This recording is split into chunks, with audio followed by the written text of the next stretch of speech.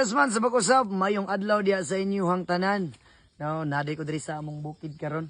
So na lang daw ko'y klaruhon sa tanan, no. So sa mga wala nakasakay sa kong mga joke.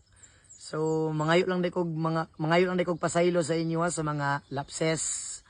Kitang tanan tao, wala man jud perpekto diri sa kalibutan.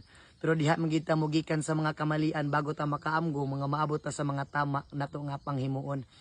So mangayo lang day kog pasaylo sa inyo ha, sa mga wala nakasakay sa akong mga joke, no.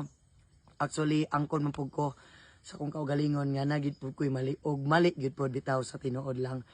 Actually, nadungog lang man pugod nako ni sa mga sound sa budots manggod.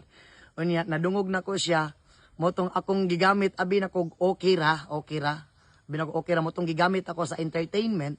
Pinaagi sa kukuan wala pud ko naghuna-una nga lain di ay sa tanan.